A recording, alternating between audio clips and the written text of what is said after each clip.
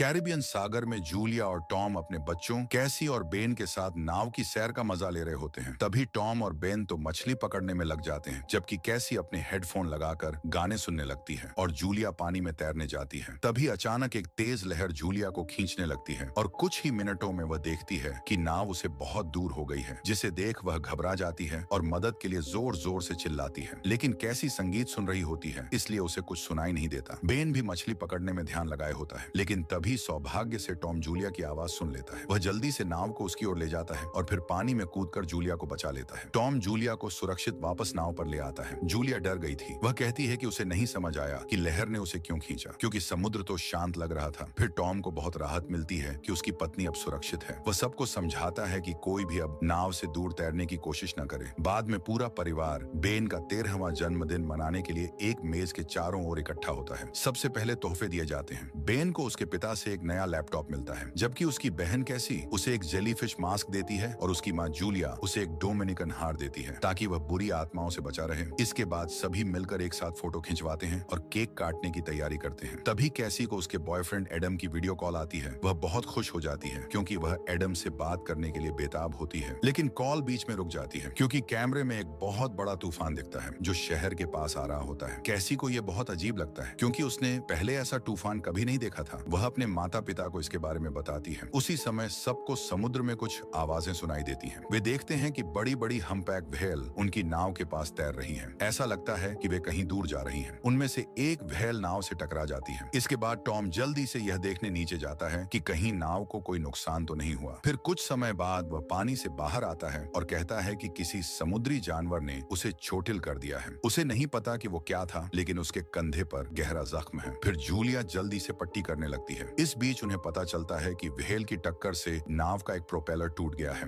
अब उन्हें नाव को बंदरगाह तक वापस ले जाने के लिए मदद चाहिए। तभी जूलिया रेडियो पर मदद के लिए संदेश भेजने की कोशिश करती है, लेकिन कोई जवाब नहीं आता। उनके फोन भी नेटवर्क से बाहर है। अब उनके पास बस यही उम्मीद है कि कोई जल्दी मदद के लिए आए। तभी टॉम बताता है कि उनके पास सिर्फ 4 दिनों के लिए खाने पीने का सामान बचा है। फिर एक और परेशानी आ जाती है। वे आसमान में कुछ चमकता हुआ देखते हैं, जैसे आसमान से उल्कापिंड गिर रहे हों। उनमें से एक जलती हुई चीज नाव के बहुत पास गिरती है, जिसे देख टॉम जल्दी से इंजन चालू करने की कोशिश करता है, लेकिन अब दूसरा प्रोपेलर भी टूट गया है। इंजन ज्यादा गर्म हो जाता है और रुक जाता है। तभी टॉम ध्यान से देखता है तो उसे समझ आता है कि ये उल्कापिंड नहीं है, बल्कि टूटे हुए उपग्रहों के टुकड़े हैं और उनमें से और भी नाव की ओर आ रहे हैं। टॉम जल्दी से अपनी पत्नी और बच्चों को गले लगा लेता है और उन्हें बचाने के लिए अपने शरीर से ढक लेता है, लेकिन उनकी किस्मत अच्छी थी कि वह उल्कापिंड नाव से नहीं टकराता। फिर भी बाहर रहना बहुत खतरनाक था, इसलिए पूरा परिवार केबिन में चला जाता है और सभी दरवाजे और खिड़कियां बंद कर देता है। लेकिन उपग्रहों की टक्कर से नाव का संतुलन बिगड़ जाता है। नाव हिलने लगती है और इस झटके में बेन को चोट लग जाती है। तभी उसके माता पिता उसे उठाकर धीरे से सोफे पर बैठा देते हैं। इसके बाद टॉम अपने बच्चों को लाइफ बोट पहनाता है और फिर से रेडियो पर मदद मांगने की कोशिश करता है। उसी समय एक जोरदार तूफान आ जाता है, जिससे नाव और ज्यादा हिलने लगती है। इतनी हलचल और डर से जूलिया की नाक से खून बहने लगता है और कैसी को उल्टी जैसा महसूस होने लगता है। बेन को भी बहुत तकलीफ होती है। वह अपने कमरे की तरफ भागता है, लेकिन नाव के हिलने के कारण वह सीढ़ियों पर गिर जाता है। प्रकृति की ताकत से लड़ते हुए जूलिया और टॉम अपने बच्चों की मदद करते हैं। वे चारों केबिन में इकट्ठा होकर तूफान के शांत होने का इंतजार करते हैं। कई घंटे तनाव में बिताने के बाद अगली सुबह पूरा परिवार सुरक्षित उठता है, लेकिन जब वे बाहर जाते हैं तो देखते हैं कि जहाज बुरी तरह से टूट चुका है। सबसे चौंकाने वाली बात यह होती है कि जहाज अब समुद्र में नहीं, बल्कि एक बहुत बड़ी सूखी और सुनसान जमीन के बीच में खड़ा है। ऐसा लगता है जैसे पूरा समुद्र कहीं और चला गया हो और वहां अब बस एक बड़ा रेगिस्तान बचा है। टॉम को शक होता है कि शायद वैसा ही कुछ हुआ है जैसा करीब 7 लाख साल पहले हुआ था, जब धरती के नॉर्थ एंड साउथ पोल बदल गए थे। अगर यह सच है तो हो सकता है समुद्र की बहुत बड़ी लहरें उठी हों और इस वजह से करोड़ों लोग मारे गए हों। यह सुनकर कैसी बहुत दुखी हो जाती है। उसे डर लगता है कि उसके बॉयफ्रेंड एडम के साथ कुछ बुरा हो गया है। वह अपने कमरे में जाकर खुद को बंद कर लेती है। तभी उसके माता पिता उसे समझाने की कोशिश करते हैं, लेकिन उनके पास ज्यादा समय नहीं है। वे जल्दी से जहाज की मरम्मत करने और जितना हो सके उतना खाना पानी इकट्ठा करने निकल जाते हैं। बेन भी मदद करने का फैसला करता है। वह अपने जन्मदिन के गुब्बारे लेता है और उन्हें रस्सी से बांधकर ऊपर उड़ाता है, ताकि अगर आसपास कोई जिंदा हो तो वह उन्हें देख सके। उसी समय टॉम रेडियो को ठीक करने में सफल हो जाता है और फिर से मदद के लिए कॉल करता है। इस बार उसे किसी नाव नाम के लड़के का जवाब मिलता है। वह कहता है कि वह एक पनडुब्बी का कैप्टन है। उसकी पनडुब्बी समुद्र की गहराई में खोज कर रही थी, लेकिन जब पृथ्वी के पोल बदल गए तो धरती के बीच में जमीन आ गई। वह यह भी कहता है कि यह घटना शायद इंसानों की गलती का नतीजा है, जैसे प्रदूषण फैलाना और प्रकृति को नुकसान पहुंचाना। तभी कैप्टन बताता है कि उसकी पनडुब्बी के कंप्यूटर से यह जानकारी मिली है कि यही घटना फिर से एक हफ्ते के अंदर दोबारा हो सकती है। इसका मतलब यह है कि समुद्र दोबारा अपनी जगह पर लौटेगा और रास्ते में जो भी आएगा उसे नष्ट कर देगा। इसीलिए अब वह उन्हें सलाह देता है कि वे जितनी हो सके उतनी ऊंचाई पर चले जाएं, वरना वे जिंदा नहीं बच पाएंगे। फिर कॉल खत्म होने से पहले टॉम पूछता है कि क्या पनडुब्बी इस जोरदार बदलाव को झेल पाएगी। तभी कैप्टन कहता है कि शायद पनडुब्बी बच सकती है, लेकिन उसमें सिर्फ 3 लोगों के लिए ही जगह है। अपने बच्चों की जान की चिंता करते हुए टॉम और जूलिया उससे गुजारिश करते हैं कि वह कैसी और बेन को पनडुब्बी में जगह दे ताकि कम से कम उनके बच्चे तो बच सकें। जिसे सुन कैप्टन अब इस बात के लिए मान जाता है और उन्हें पनडुब्बी की लोकेशन बताता है जो यहाँ से 3 दिन की दूरी पर है। अब जब उनके पास एक रास्ता है तो टॉम अपने परिवार से कहता है कि वे रात को थोड़ा आराम करें, क्योंकि अगली सुबह उन्हें लंबी यात्रा शुरू करनी है। फिर सुबह होते ही पूरा परिवार जितना हो सके उतना खाना और पानी इकट्ठा करता है। उसी वक्त टॉम देखता है कि एक अजनबी उनके जहाज के पास आ रहा है। उस आदमी के साथ एक कुत्ता है और उसके हाथ में एक हारपून है। टॉम उसे दोस्ती का इशारा करते हुए पानी की बोतल देता है, लेकिन जैसे ही वह आदमी पानी पीकर खत्म करता है वह अचानक टॉम पर हमला करता है और उसे जमीन पर गिरा देता है। यह देखकर जूलिया डर और गुस्से में अपने पति को बचाने दौड़ती है, लेकिन वह आदमी टॉम के गले पर हमला कर देता है और उसे मार देता है। अब कुछ भी करने में असमर्थ जूलिया जैसे ही अपने बच्चों को चेतावनी देने दौड़ती है, वह आदमी उस पर हारपून फेंकता है जो जूलिया के कंधे में लग जाता है। गंभीर चोट लगने के बावजूद जूलिया किसी तरह जहाज तक भागती है और अपने बच्चों के साथ खुद को अंदर से बंद कर लेती है। उस आदमी ने भी पीछा किया और दरवाजा तोड़ने की कोशिश करने लगता है। अंदर जूलिया कैसी और बेन को एक फ्लेयर गन देती है और उन्हें कहती है कि वे सोफे के नीचे बने डिब्बे में छिप जाएं। फिर वह खुद बाथरूम में जाकर दरवाजा बंद कर लेती है और अपनी सुरक्षा के लिए एक चाकू साथ ले लेती है। कुछ देर बाद वो आदमी नाव के अंदर घुसने में कामयाब हो जाता है और बचने वालों को ढूंढते हुए खाने का डिब्बा उठा लेता है। इसी बीच जूलिया अपने कंधे पर कपड़े से पट्टी बांधती है और उस आदमी के आने का इंतजार करती है जो अब धीरे धीरे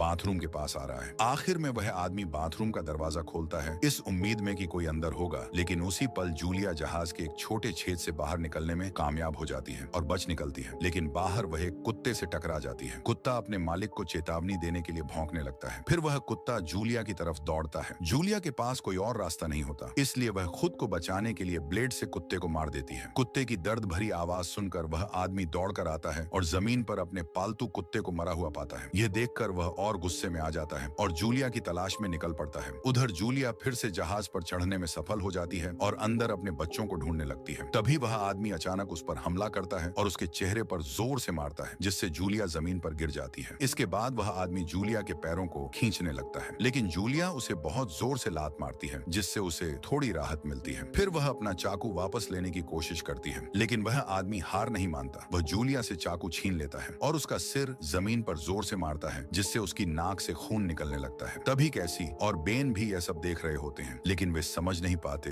कि उन्हें क्या करना चाहिए। लेकिन आखिरकार वह आदमी जूलिया के चेहरे पर एक और मुक्का मारता है और उसे सोफे पर गिरा देता है। इसके बाद वह उसकी गर्दन मरोड़ने की कोशिश करता है। अब कैसी यह सब और सहन नहीं कर पाती, वह अपनी फ्लेयर गन निकालती है और सोफे में छुपे हुए हिस्से को खोलती है। इसके बाद वह गोली चला देती है। गोली सीधे उस आदमी को लगती है और गोली से रसोई में आग लग जाती है और जूलिया जल्दी से जरूरी सामान उठाने के लिए दौड़ती है ताकि सब कुछ जलने से पहले बचाया जा सके। जैसे ही वह बैग उठाती है वह आदमी फिर से हमला करने की कोशिश करता है, लेकिन अब की बार जूलिया सीधे उसके चेहरे पर लात मारती है। फिर वह अपने बच्चों के पास दौड़ती है। बच्चे अपने पिता टॉम को देखते हैं और उन्हें गले लगाकर उठाने की कोशिश करते हैं। वे चाहते हैं कि वह जाग जाए, लेकिन दुख की बात यह है कि टॉम की मौत हो चुकी है और परिवार उसके शव पर शोक भी नहीं मना पाता, क्योंकि वह हारपून वाला आदमी अभी भी जिंदा होता है और उनकी ओर बढ़ रहा होता है, जिसे देख जूलिया, कैसी और बेन तीनों पहाड़ों की ओर भागते हैं। जब वे थोड़ी दूर पहुंच जाते हैं तो कुछ देर के लिए रुकते हैं ताकि थोड़ी सांस ले सकें और अपनी ताकत वापस पा सकें। लेकिन बेन अब भी अपने पिता की मौत से बहुत दुखी होता है। उसे लगता है कि उसके गुब्बारे के संकेतों की वजह से ही वह खतरनाक आदमी जहाज तक पहुंच पाया। वह खुद को दोषी मानता है। तभी उसकी माँ जूलिया उसे दिलासा देती है। वह कहती है कि यह उसकी गलती नहीं है और वह अपने बच्चों को हर हाल में सुरक्षित रखने का वादा करती है। थोड़ी देर आराम करने के बाद तीनों फिर से पनडुब्बी की ओर चल पड़ते हैं, लेकिन कुछ ही मिनटों बाद बेन का सामना एक शार्क से होता है। यह शार्क ज्यादा देर जिंदा नहीं रह सकती क्योंकि अब पानी बहुत कम है। तभी जूलिया अपने बेटे बेन से कहती है कि वह चलता रहे और वह अपनी दूरबीन से देखती है कि वह खतरनाक आदमी अभी भी उनका पीछा कर रहा है, जिसे देख परिवार जल्दी से यहाँ से भागता है। रास्ते में उन्हें इंसानों द्वारा फैलाए जलाया गया प्रदूषण दिखाई देता है, जैसे कि तेल के ड्रम और प्लास्टिक की बोतलें जो जमीन पर बिखरी होती हैं। फिर कई घंटे बीत जाते हैं और बेन को बहुत थकावट और पानी की कमी की वजह से चक्कर आने लगते हैं। वह बीमार महसूस करने लगता है। तभी जूलिया तुरंत पानी की बोतल लेने के लिए दौड़ती है, लेकिन उसे पता चलता है कि कैसी ने बोतल का ढक्कन ठीक से नहीं बंद किया था। अब उसमें बस कुछ ही बूंदें पानी बचा है। यह देखकर जूलिया गुस्से में आ जाती है। वह अपनी बेटी कैसी से कहती है कि यह उसकी गलती है और अगर उनके पास पानी नहीं होगा तो वे जिंदा नहीं रह पाएंगे। फिर जूलिया और कैसी के बीच बहस हो जाती है और वे कहती हैं कि शायद यह पूरी यात्रा ही बेकार हो गई है, लेकिन जूलिया ने उन्हें डांटा और कहा कि अब रुकना नहीं है, हमें बस चलते रहना है। तभी आखिरकार उन्हें रेगिस्तान के बीच में एक दुर्घटनाग्रस्त हुआ हवाई जहाज मिला। उन्होंने तय किया कि वे आज के बाकी दिन के लिए यही रुकेंगे और उसे अपना अस्थायी घर बना लेंगे। जैसे ही जूलिया एक सीट पर बैठी, उसने बेन के जन्मदिन पर ली गई एक तस्वीर देखी और अपने मरे हुए पति टॉम को बहुत याद किया। इस मौके का फायदा उठाते हुए कैसी ने अपनी माँ से पूछा कि वे दोनों कैसे मिले थे, जिस पर जूलिया ने बताया कि वह टॉम से एक अस्पताल में मिली थी जब वह वहाँ डॉक्टर बनने की ट्रेनिंग कर रही थी। टॉम एक कॉलेज रिसर्च के दौरान घायल हो गया था और उसे इलाज के लिए उसी अस्पताल लाया गया था। जूलिया ने उसकी देखभाल की और जब टॉम को होश आया तो उसे पहली ही नजर में जूलिया से प्यार हो गया। इसके बाद दोनों ने एक दूसरे को पसंद करना शुरू किया और उनका रिश्ता शुरू हो गया, लेकिन अपनी पढ़ाई की वजह से टॉम को वापस जर्मनी लौटना पड़ा। फिर कुछ महीनों बाद वह मियामी में एक नौकरी के ऑफर के साथ लौट आया। इस नौकरी को लेने की सिर्फ एक शर्त थी कि जूलिया को उसका साथ देना होगा, इसलिए टॉम ने जूलिया से शादी करने के लिए कहा, जिस पर जूलिया ने बिना ज्यादा सोचे हाँ कर दी और फिर दोनों ने मिलकर एक खुशहाल जिंदगी बिताई। लेकिन उनकी यह खुशहाल दुनिया तब टूट गई जब टॉम की जान उसी आदमी ने ले ली जो अब उनके परिवार को भी परेशान कर रहा है। जैसे ही जूलिया ने ये सब बातें खत्म की, तीनों टॉम को याद करके रोने लगे। इसके बाद वे दिन के बाकी हिस्से में थोड़ा आराम करने की कोशिश करते हैं। समय बीतता है और जूलिया और बेन सो जाते हैं, जबकि कैसी जाग जाती है और प्लेन के बाहर कुछ काम करने चली जाती है। उसे पता नहीं होता कि वही खतरनाक आदमी उसके पीछे छिपा है और धीरे धीरे उस पर हमला करने के लिए पास आ रहा है। लेकिन उसे यह भी नहीं पता कि जूलिया भी जाग चुकी है। जैसे ही जूलिया उसे देखती है, वह बिना समय गंवाए चाकू लेकर उस आदमी की पीठ में वार करती है। फिर उसके दिल पर एक और जोरदार हमला करती है, उस आदमी को जिसने उसके पति की जान ली थी। घायल देखकर जूलिया रुकती नहीं, वह गुस्से में बार बार चाकू से वार करने लगती है, जैसे अपने सारे दर्द और गुस्से को बाहर निकाल रही हो। कैसी अपनी माँ का गुस्सा देखकर हैरान रह जाती है, लेकिन वह उसे गले लगाती है ताकि जूलिया शांत हो जाए और चाकू छोड़ दे। आखिरकार वह खतरनाक आदमी मारा जाता है और परिवार उस रात आराम से सो पाता है। लेकिन अगली सुबह जब वे उस आदमी के शरीर को देखने जाते हैं तो देखते हैं कि उसे किसी जानवर ने बुरी तरह फाड़ दिया है। यह देखकर जूलिया डर जाती है कि शायद पास में कोई और ज्यादा खतरनाक चीज या कोई और इंसान मौजूद है। इसलिए वह अपने बच्चों से कहती है कि वे तुरंत अपनी यात्रा फिर से शुरू करें। कड़ी गर्मी में चलते चलते बेन अकेले आगे बढ़ जाता है और गलती से एक गंदे कीचड़ वाले पानी के तालाब में गिर जाता है। प्यासा होने के कारण वह बिना सोचे समझे उस गंदे पानी को पीने लगता है। यह देखकर उसकी माँ और बहन जल्दी से दौड़कर उसे बाहर खींचते हैं ताकि वह बीमार न हो जाए। इसके बाद वे तीनों पास के एक मैदान में पहुंचते हैं जहां बहुत सारी टूटी फूटी कुर्सियां पड़ी होती हैं। वे वहीं रुक जाते हैं और इन कुर्सियों की मदद से एक अस्थायी कैंप बना लेते हैं। तभी जूलिया अपने बेटे को गंदा पानी पीने से बीमार होने से बचाने के लिए उसे एक दवा देती है, लेकिन अब वे चलने की हालत में नहीं होते, इसलिए तीनों वहीं आराम करने लगते हैं। तभी जूलिया को दूर से कुछ अजीब सी आवाजें सुनाई देती हैं। आवाज धीरे धीरे पास आती जाती है और ऐसा लगता है जैसे कोई जानवर अपने पंजों से जमीन पर तेजी से दौड़ रहा हो। समय बर्बाद किए बिना जूलिया अपने बच्चों को उठाती है और वे तीनों वहां से भागते हैं। वे एक पहाड़ी पर चढ़ते हैं और ऊपर पहुंचने पर उन्हें एक कार्गो शिप दिखता है जो वहां फंसा हुआ है। उसके पास कुछ बचे हुए लोग एक कैंप बनाए हुए हैं। जूलिया उनसे मदद मांगती है, लेकिन वे लोग पिस्तौल और बंदूकें लिए होते हैं और डर के कारण उन्हें मना कर देते हैं। फिर वे सभी लोग कार्गो कंटेनरों के अंदर छिप जाते हैं। तब जूलिया अपने बच्चों से कहती है कि वे समुद्री राक्षसों के उन तक पहुंचने से पहले कंटेनरों के ऊपर चढ़ जाएं। उसके बाद जूलिया खुद चढ़ने लगती है, लेकिन तभी एक राक्षस उस पर हमला करता है और उसका पैर घायल हो जाता है। फिर भी वह किसी तरह समय रहते ऊपर चढ़ने में कामयाब हो जाती है और तीनों कंटेनर के ऊपर सुरक्षित रहने की कोशिश करते हैं। लेकिन बाकी बचे हुए लोग इतने भाग्यशाली नहीं होते। वे समुद्री जीव कंटेनरों के छोटे छोटे हिस्सों को तोड़कर अंदर घुस जाते हैं और सबको मार डालते हैं। उसी समय जूलिया अपने घायल पैर की वजह से बेहोश हो जाती है। अगली सुबह जब वह होश में आती है तो उसके बच्चे वहां नहीं होते। वो उन्हें खोजने निकलती है और थोड़ी दूर पर कैसी को ढूंढ लेती है जो मदद की तलाश में गई थी, लेकिन उसे कोई भी जीवित इंसान नहीं मिला। इसके बाद पूरा परिवार वहां की जगह की खोज करता है ताकि कुछ जरूरी सामान मिल सके। उन्हें वहां बचे हुए लोगों के छोड़े हुए हथियार भी मिल जाते हैं। फिर जूलिया गोला बारूद से थोड़ी बारूद निकालकर आग जलाती है ताकि अपने पैर के घाव को संक्रमण से बचा सके। फिर वह रेडियो चालू करती है और टॉम और समुद्र से आए अजीब जीवों के बारे में नाव से बात करती है। नाव उन्हें बताता है कि ये जानवर आर्थ्रोपोड्स हैं जो समुद्र की बहुत गहराई से आए हैं और अब जमीन के माहौल में खुद को ढालने की कोशिश कर रहे हैं। जमीन पर ज्यादा ऑक्सीजन होने की वजह से ये जीव बहुत ज्यादा हिंसक हो जाते हैं और अपने रास्ते में आने वाले किसी भी इंसान को मार देते हैं। फिर नाव उन्हें जल्दी करने को कहता है क्योंकि आर्थ्रोपोड्स के खतरे के अलावा पनडुब्बी का सिस्टम बता रहा है कि समुद्र पहले की उम्मीद से भी ज्यादा जल्दी वापस आ जाएगा। कुछ ही घंटों में पूरा इलाका पानी में डूब जाएगा और अगर वे समय पर पनडुब्बी तक नहीं पहुंचे तो समुद्र की लहरें उन्हें बहा ले जाएंगी। उनकी मदद करने के लिए नाव अब एक फ्लेयर फायर करता है ताकि उन्हें रास्ता दिख सके।